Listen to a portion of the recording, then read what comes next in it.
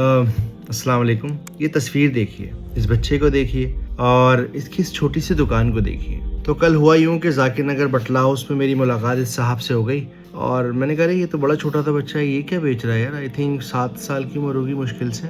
और मैं देख के बड़ा हैरान हो गया, उसका अदब, उसका तरीका इन्हें बस सो प्योर कि मुझे एक कुछ लम्हों के लिए ऐसा महसूस हुआ कि शायद इसके माँ बाप ने इसको इसलिए यहाँ पे ऐसी शॉप वगैरह लगा दी है ताकि वो इसे दुनिया का तरीका सिखा सकें, द आर्ट ऑफ सेलिंग सिखा सकें। बस मुझे यूँ महसूस हुआ। फिर कुछ देर बाद मैंने उससे बात की, देन आई रियलाइज़ के दे रियली नीड मनी और उसकी मदर बहुत ज़्यादा बीमार हैं जिसकी वजह से वो अपना काम नहीं कर सकी। उसके फादर की जॉब चली गई है तो वो कहीं काम ढूंढने गए हुए हैं। अब ये बच्चा है जो निकला है कि भाई मैं रमज़ान में सामान बेचकर कुछ पैसे हासिल कर लूँ। अच्छा, फिर जब ये अपनी परेशानी मुझे बताने लगे तो अचानक से शैतान ने मुझे हल्का सा वसवसा दिया, मकतू भाई बेवकूफ़ बना रहा है आपको।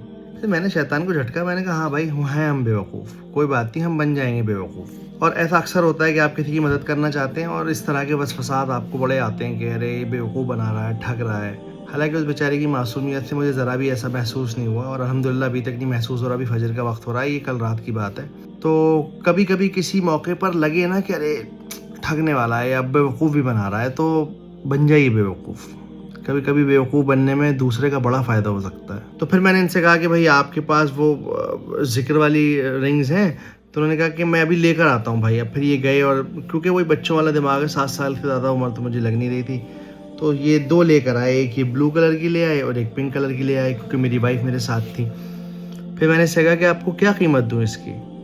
तो इसने कहा कि मैं 30 रुपीज़ के लेकर आया हूँ, अगर आप मुझे 40 रुपीज़ दे देंगे ना तो मुझे 10 रुपये का प्रॉफिट हो जाएगा। मैं बस आपको ये बताना चाह रहा हूँ कि ज़िंदगी ना सबके लिए बहुत आसान नहीं है यार।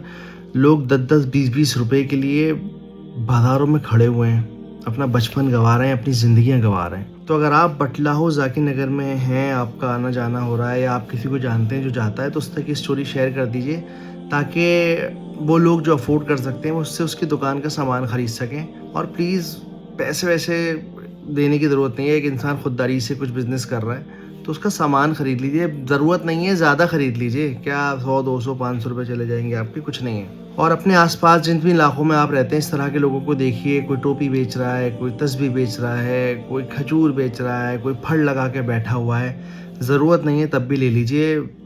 जैसा मैंने कहा ज़िंदगी उतनी आसान नहीं है सबके लिए। अस्सलाम वालेकुम, रमज़ान मुबारक। किसी को दुख में देखो और इस पोजीशन में हो कि तुम उसका कोई मदावा कर सको और न करो, फिर तुम चाहे मुफस्सिर हो, मुहद्दिस हो, नेक नहीं हो।